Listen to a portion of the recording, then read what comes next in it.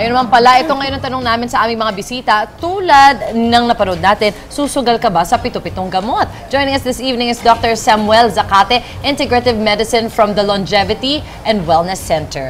Hi, Doc! Marami pong salamat sa pag-imbita nyo sa akin, Ma'am Susie, Ma'am Camille, Oo dito sa naman. inyong programa. Sa researcher ka magpasalamat, siya nag-imbita sa'yo.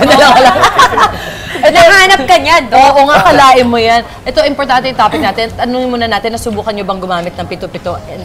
Or any herbal medicine maybe? Ako so far hindi pa yung pito-pito, pero matagal ko na siyang naririnig. Yes. Ang nagamit ko lang before, na-try ko na yung lagundi. Yes. Saka yung hindi talaga herbs, pero yung calamansi na lalagyan mo ng asin pag halimbawa sobrang sama ng ubo mo, saka yung sakit sa throat. Sinawsawa mo ba ng inihaw yan? Or Hindi. wala?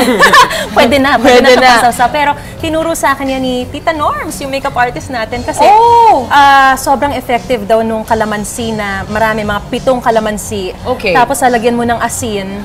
Tapos iinitin mo lang siya, parang nagbo-boil na siya. Tapos isang lagok na ganun. Wow. Lagyan mo ng sili. Helps you talaga. Talaga. Toyo Tatry tsaka mo sili na lang. Okay Oo, sa'yo. effective siya. Sige, tatry ko rin. Toyo at may sili. Sa inyo. Ikaw, Mars. Matagal na ako gumagamit ng mga organic chem. Okay. Yes.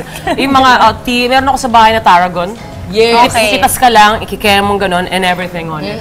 Tsaka, mahilig ako sa mga ganyan, mahilig ako ngayon sa organic. Oo, lalo na sa mga products and everything. So, lahat ng mga binibili ko ngayon na mga keme. Kasi gusto ko maging mukhang bata, kasing bata ng fetus. Ina-achieve ko yun. Mukhang fetus Kasi pag detoxifying araw, di ba? Yun. Sa mga herbs. So, tingin ko mas maganda pa talaga ang mga Oo, correct. herbs and spices. Lagyan ng spice. Ikaw, Mars. Parang hindi pa, Mars. Siguro yung mga ganun nga, mga tsaa-tsaa lang. Pero yung mga talagang dahon na nilipon, tas dinikdik, tas pinakuluan, parang hindi pa. Feeling ko yung mommy ko yung ma-eksperimento sa mga ganyan.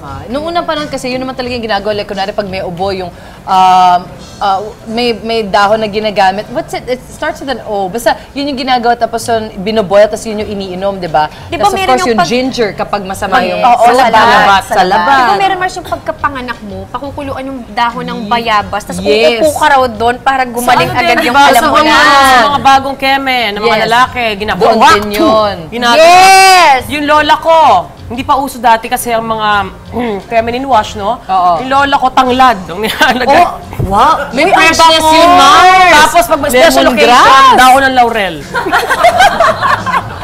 Adobo na! O, ito na muna si Doc, muna tanongin natin. Hindi ko Una muna, napigilan, ano ba yung pasensya integrative na. medicine or medication? Ang practice ng integrative medicine is pagkukumbina ng dalawang practice. No? Yung una, yung traditional medicine na tinatawag natin. Yung pag-inom ng tableta, yung nakagisna na Yes. natin. No? Yung pangalawa, alternative medicine. Pagsamahin mo yung dalawang yon para makapagkaroon ng general welfare sa isang pasyente, yun ang ginagawa na amin sa kanya. So, we combine both ways. So, more on kaming gitna. So, ikaw pa palagay mo, what if just one or the other? Kunwari, yung traditional lang or yung herbal lang, would that work?